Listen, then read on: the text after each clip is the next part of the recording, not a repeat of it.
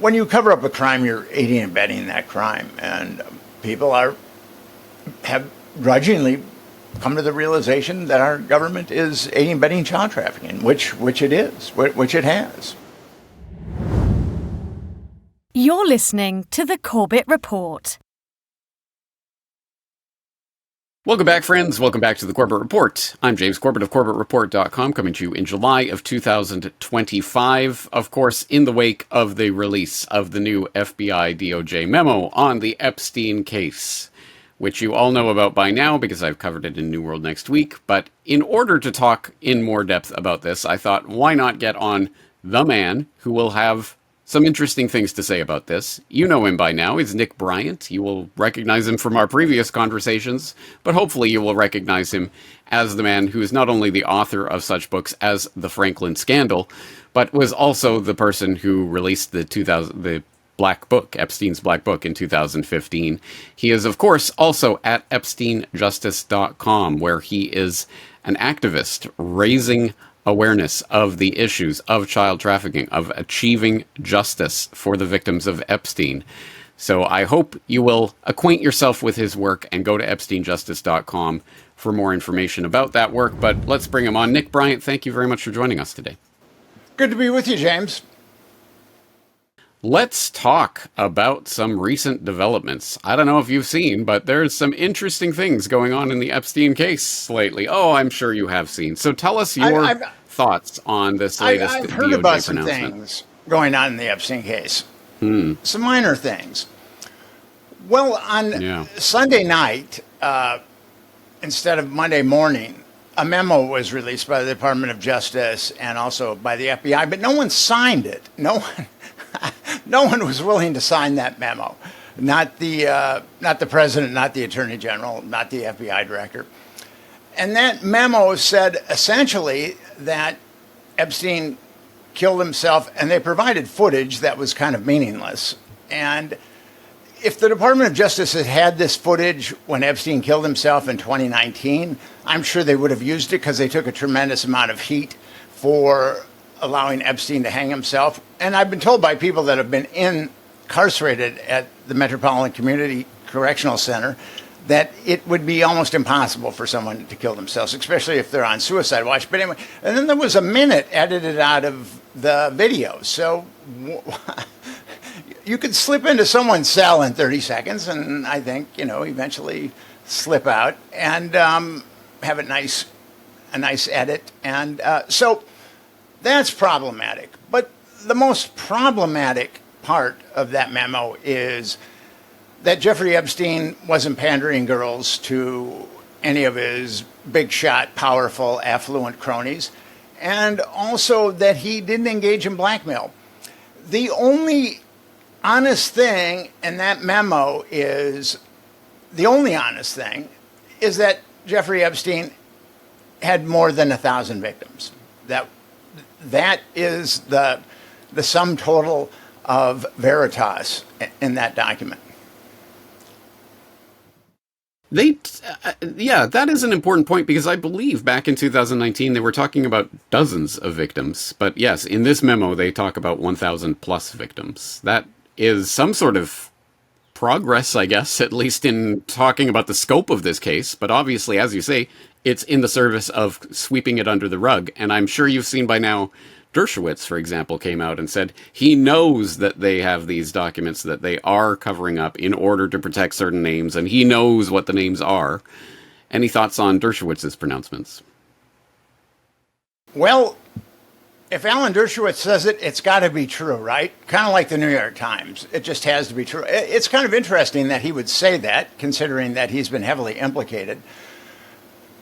Virginia Giuffre named him as a perpetrator, and eventually they got into a lawsuit, and she eventually said that she could have made a mistake. And given what her domestic situation was like at that point, it would have been quite easy to leverage her. I think it would have been quite easy to leverage her for various things, although I think that she was, for the most part, honest, and her testimony stood up against Ghislaine Maxwell and also Prince Andrew.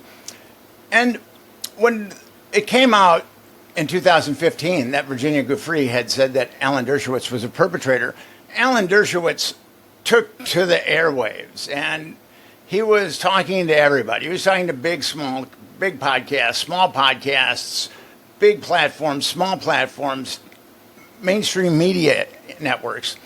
And he was saying, I only fly with my wife. Actually, he said that in Law 360. A Law 360 article, that I only fly with my wife. That's the only person I ever fly with. Well, shortly after that, we put the flight logs up on the internet, and guess what? Alan was flying with girls like Tatiana and Claire, and Alan's mind, which we suspect, or which we've always been told is like a steel trap mind, he became a little rusty in that article that I wrote, where he was interviewed. He didn't quite remember who Tatiana was, and he didn't quite remember who Claire was. And then another woman was brought up, and then he decided to diffuse the situation with humor. He said, that could have been my mother. So Alan wasn't very veritable about him on Epstein's plane. And what Dershowitz did to the victims is a huge disservice. And Dershowitz, I understand that defense attorneys have to represent rapists and murderers. I mean, that's what they sign up for if they're defense attorneys, but that seems to be his specialty, is defending rapists. And he also believes that the age of consent should be 14, regardless of the age of the other person. So I think for Alan to come out and say that is kind of interesting. I actually don't know what to make of it.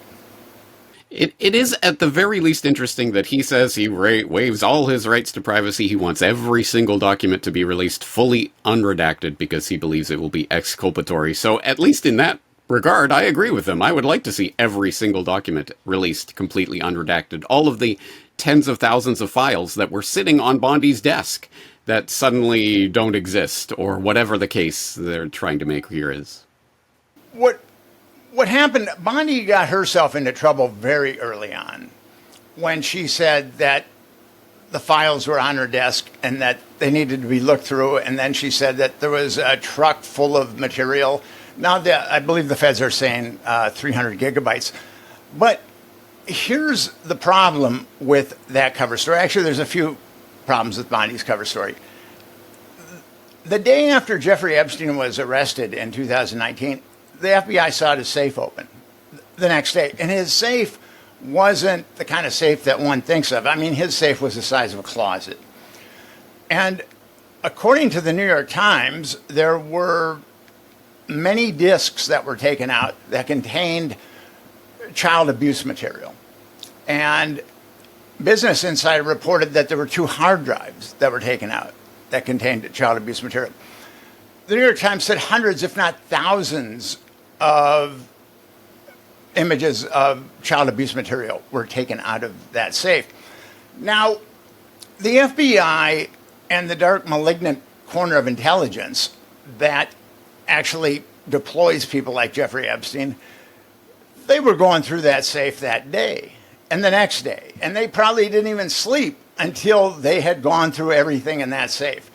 So Bondi is telling us initially that they've got to go through that all that child abuse material and the 300 gigabytes.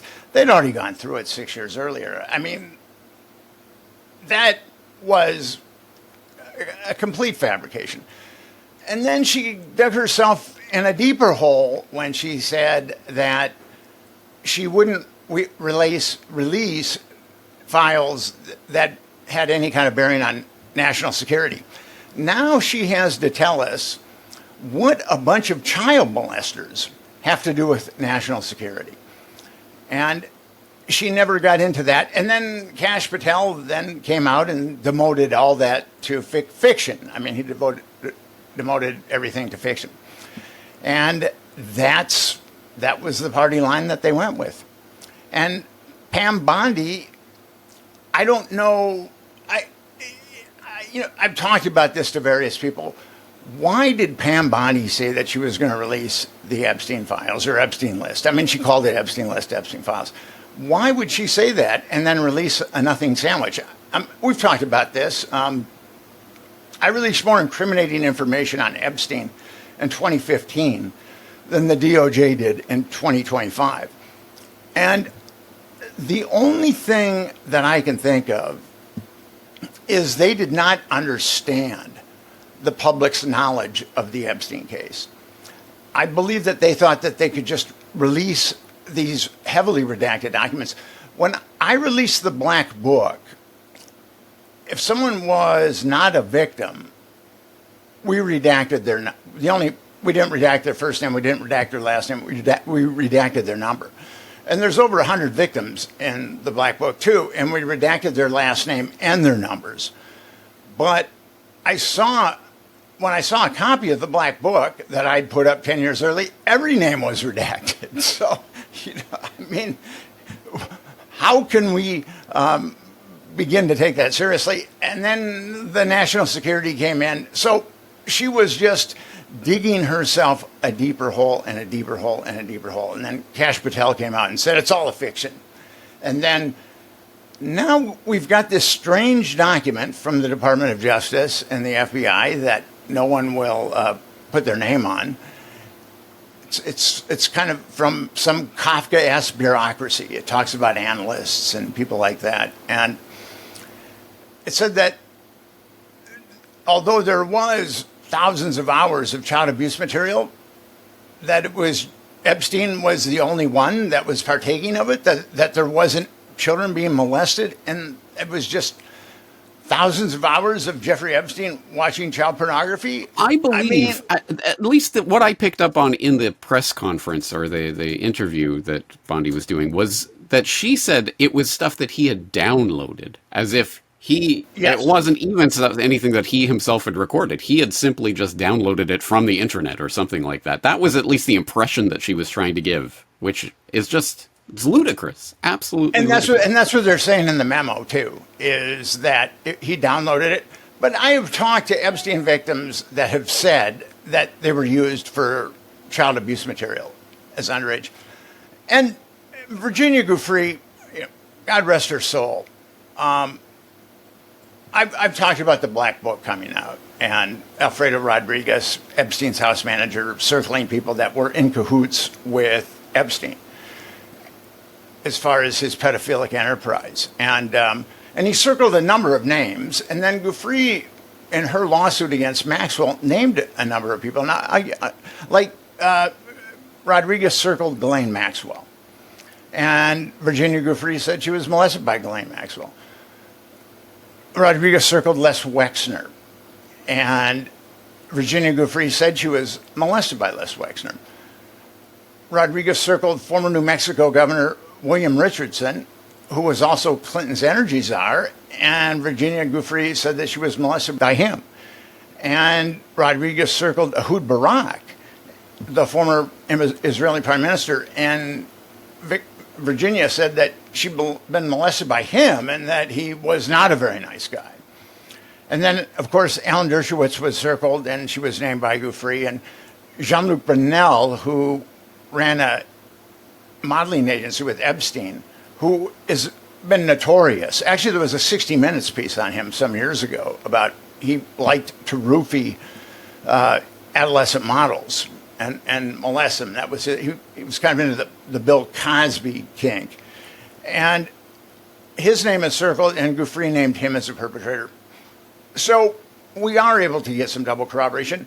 And the best thing that you can say to a survivor is, I believe you. That is the best thing. You can give them empathy and sympathy and compassion, but the best thing that you can say to them is, I believe you. The worst thing you can say to them is, I don't believe you. So we have girls like Virginia who have been trafficked, and according to a newspaper report out of Australia talking about the Virgin Islands, they were as young as 11 or 12, and then Virginia said that she had met some girls that were 12, and I've come across some therapists, and one's, I think I've told you, a very eminent psychologist, and both these therapists are solid, and they were counseling victims, girls, young women who they felt had been trafficked by Epstein. And this eminent psychologist, her client was able to describe Epstein's home and inside his New York home and the places around it. And she was under 10 when she was trafficked by Epstein. And this other therapist I know has a client that was under 10 when this therapist believed she was trafficked by Epstein.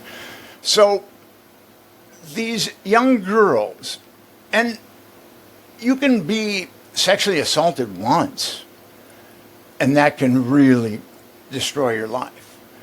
And you've got these young girls who've been repeatedly molested by all these Epstein perpetrators, and the government is saying to all of them, we don't believe you. Even though there's substantial evidence to show that they were molested. And we've talked about the Epstein Victims Compensation Program, where there was a chunk of Epstein's estate that was set aside, and women could sue the estate and get compensation.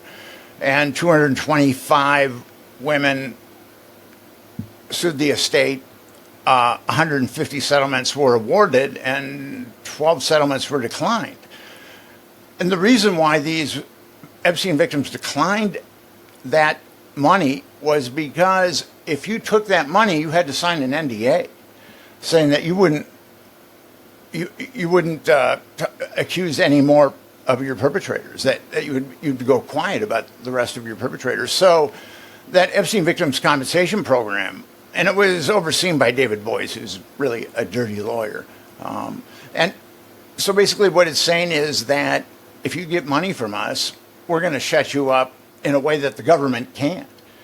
But when we get into over 1,000 victims, and that's reasonable because Epstein trafficked underage girls for 25 years, what about those hundreds of victims? The reason why those hundreds of victims didn't come forward is because they were terrified to go up against Epstein and the machinery that protected Epstein. That's why only 225 women wanted compensation or sued Epstein's estate, is because the rest were terrified of Epstein. And traffickers are very good at that. And if you're Epstein and you're hanging out with Bill Clinton and all kinds of other powerful people, and you just look upon yourself as a victim, and victims don't have very high self-esteem. I mean, that's just, if you're sexually abused, you don't have high self-esteem. And so between their low self-esteem and their complete terror of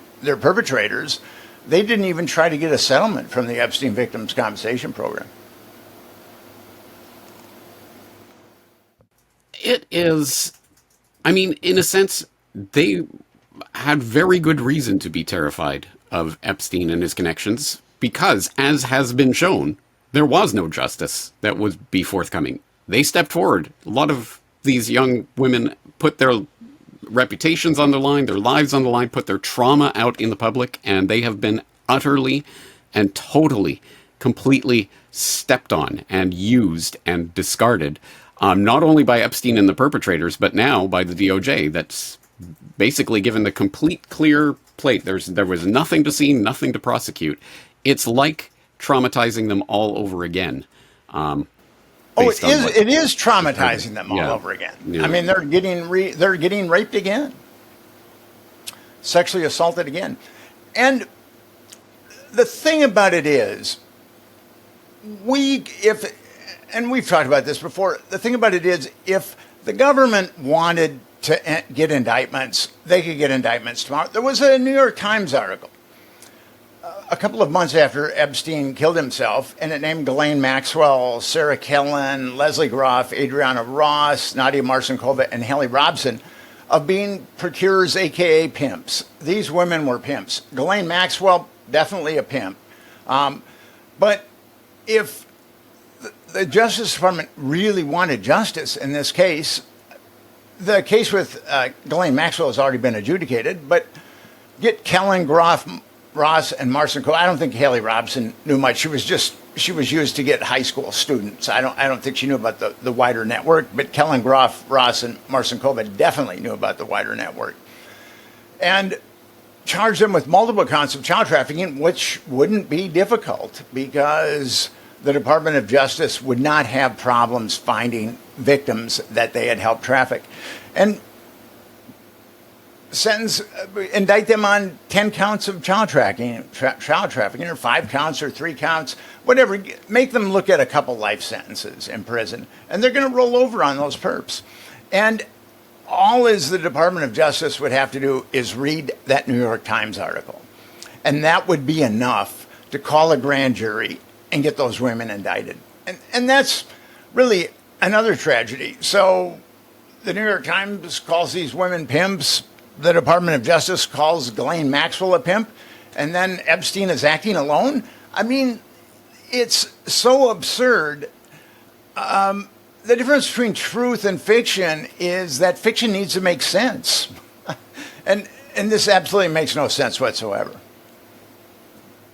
Yeah, it really doesn't. It's so utterly, blatantly in your face a lie, and everyone knows it. Everyone knows they are being lied to, which makes it even that much more galling. I guess the real question, I mean, we can talk about all of this till the cows come home, and I have lots of things to say about this. For example, I think the missing minute of footage may in and of itself be a red herring, because people tend to think that video is actually showing the door to Epstein's cell. It is not. It is showing a sliver far in the background that is one of the entranceways up to the wing in which Epstein was being held. And all of this just nonsense and confusion and people still demanding the list, as we've talked about before, as if there is a single list. If there is a list, it was the Black Book, something along those lines, right? But again, we can talk about all the details of this. The really important question is, what are the next steps for Epstein Justice now that this has happened? Well, we've been getting contact all day, and you're my third podcast I'm doing today, and I'm going to do a couple of podcasts tomorrow, and actually, I'm going to present a PowerPoint to a group of anti-trafficking organizations that have done very little about Jeffrey Epstein. I think there was a lobbyist that was helping Epstein Justice, and we went to a couple of Republican senators who had been quite vociferous about Epstein. And Pam Bondi had told them that they will get evidence, that they're going to get evidence and people are going to be indicted. So it's going to be interesting when we go back to those senators. And I think a lot of these anti-trafficking organizations wanted to give the government the benefit of the doubt. But after my call today with one of those anti-trafficking organizations, that's gone out the window at this point. So, and I really hate to say this. I mean, I really do. But the government's just mind-boggling malfeasance has been a good thing for my organization, Epstein Justice. I really wish, I'm not a crusader. I'm a writer. I've been a professional writer for 35 years, and I like writing, but there was a protest during the Ghislaine Maxwell trial that I put together. I'd never put together a protest. I'd never done anything like that before. But if I didn't do it, nobody else was going to do it. And I saw this with Epstein Justice. I did not want to do this. I just wanted to go about my life as a writer.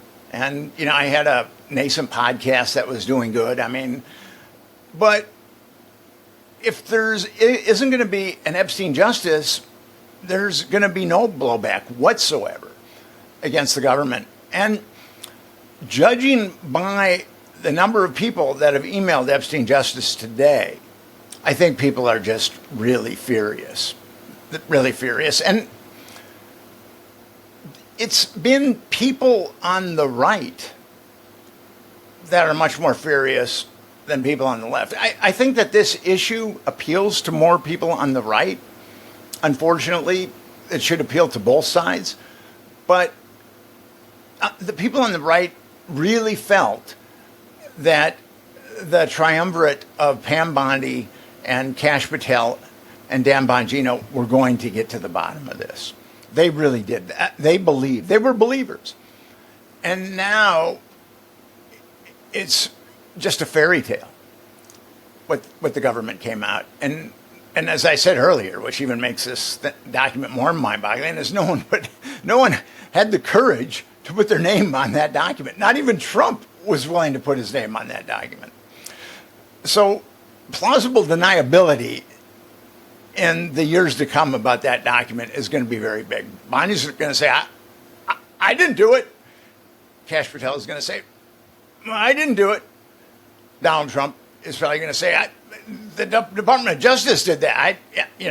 I don't know. Or Dan Bongino is going to say, well, I think it was Kash Patel who did it. So because there's no name on it, there's just plausible deniability, but that just shows more malfeasance in this case. This case has started in 2005, and when the first girl, who was 14 years old, told her stepmother, and they went to the Palm Beach Police Department. And what's really troubling about this, and we saw this in the Franklin scandal too, with the exception of the Palm Beach Police Department, every other state and federal agency betrayed these young girls. And the only reason why the Palm Beach Police Department really pushed it was Michael Ryder, the chief of the police department. And he took unbelievable heat for keeping going. I mean, a lot of intimidation, a lot of threats, but he did the right thing. I mean, people, they just have to do their job. He did his job. And when he saw that grand jury didn't indict Jeffrey Epstein on a single count of child abuse, when the Palm Beach Police Department knew of 23 victims, he went to the Department of Justice thinking that they would do their job, and they didn't do their job. So at this point, and we saw it with the Franklin scandal, the only government entity that did its job was the Senate subcommittee for the Nebraska legislature that investigated the Franklin scandal. And both with that Senate subcommittee and both with the Palm Beach Police Department, they were just rolled over by federal power. Federal power was a steamroller that just flattened them, that they had no chance against. And it's up to the people. When I wrote the Franklin scandal and it was published, I thought that people would listen to me.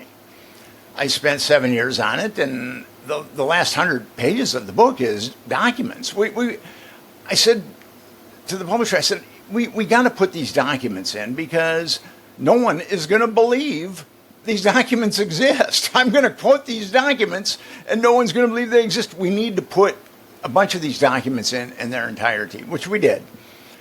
And I thought that would stir some outrage, but people just didn't want to believe it. And again, the media is very guilty with Epstein and very guilty with the Franklin scandal. And I think I've told you before, when I was pitching the Franklin scandal, I was across a desk from either editors or publishers, and I could just see the wheels going around, and they would say to themselves, well, this is a really horrible story with all these children getting abused. We need to help Nick Bryant. Or, door two, Nick Bryant's crazy, and I'm just going to write him off, and then we're going to have a nice dinner with my family tonight. That's how that played out. And that was devastating to me, and that's why in 2012 I jumped on Epstein. I really thought, I did not think, I knew that something was fishy with Epstein. Once I got the Black Book in 2012, I knew that it was a network, and I knew about the island. I think I was the first journalist to really know about the network and the island. So with my knowledge of both Franklin and then Epstein, I was hoping that the government would do the right thing with Epstein. But with the Ghislaine Maxwell trial, I realized that it wasn't going to do that. And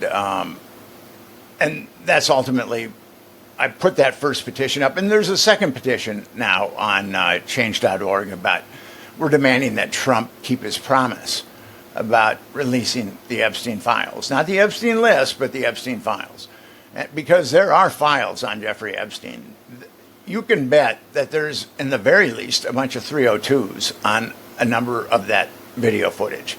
So we want that. And actually, we put that petition up a couple of weeks ago, I think, and we've got like 13,000 signatures. So, and the last petition we put up, it took us quite some time to get 13,000 signatures. So we've got a sufficient amount of outrage. And people have realized now that our government, when you cover up a crime, you're aiding and abetting that crime. And people have grudgingly come to the realization that our government is aiding and abetting child trafficking, which it is, which it has. Right. Nick, as you say, as you quite correctly point out, no one wanted this cover-up to happen, and no one wants the DOJ to be trying to sweep all of this under the rug. But as you say, it has motivated, and certainly, as you say, the true believers, the scales are falling from their eyes, and they are outraged, absolutely outraged about what is happening. So far be it for me to give you marching orders, but I would say there are many people who are very, very interested in what they can do to help Epstein Justice in general, let alone EpsteinJustice.com. So we will direct people, obviously, to EpsteinJustice.com, where they can learn more about that petition. They can learn more about what's happening. Is there a list that people can sign up to that hopefully we can start getting real protests and some genuine heat on the real perpetrators, the co-accomplices now of Epstein in the government?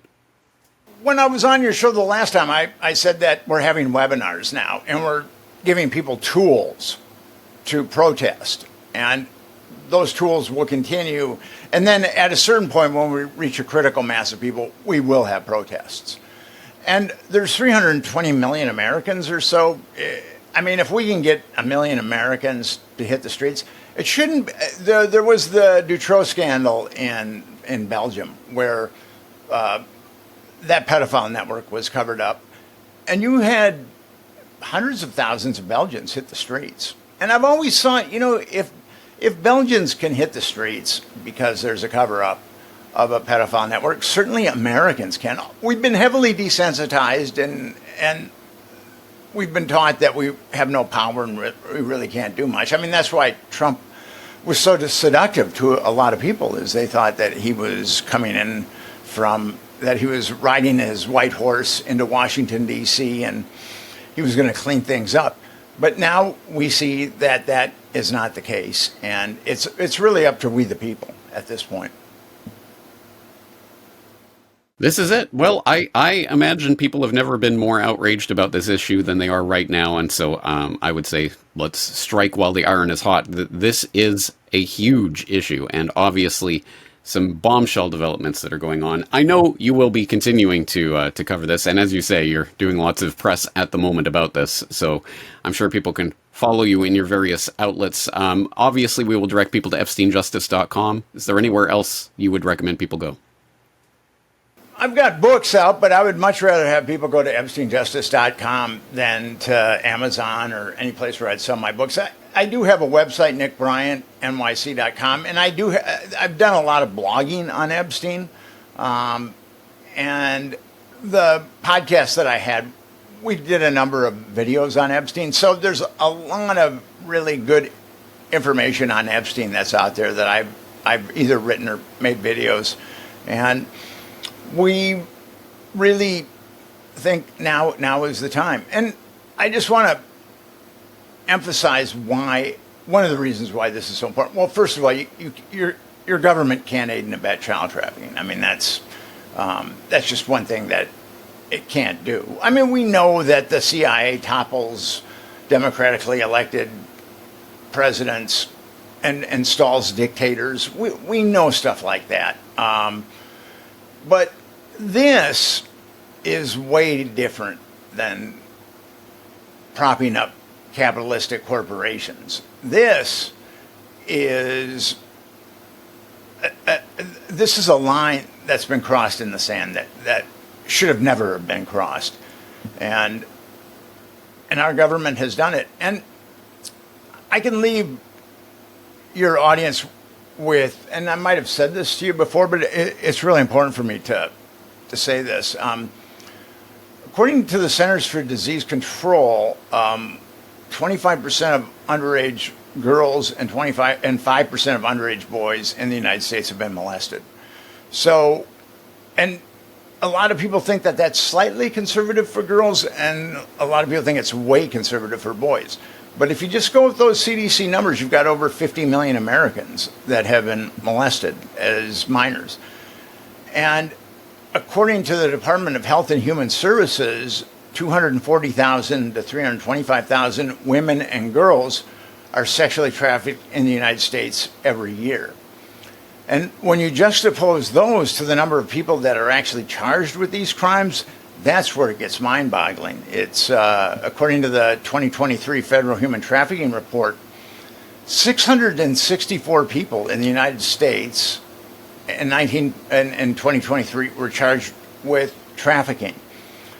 And there's millions of hours of child abuse material that infests the internet. And last year there was 1,375 people that were charged with making or disseminating child abuse material. So we're not even tackling 1% of these perpetrators.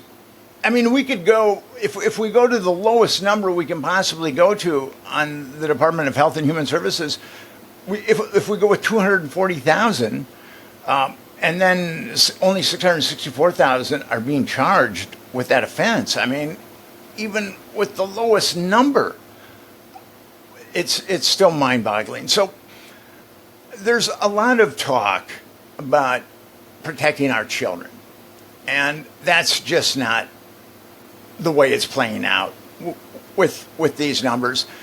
And what we're doing at Epstein Justice isn't going to be easy.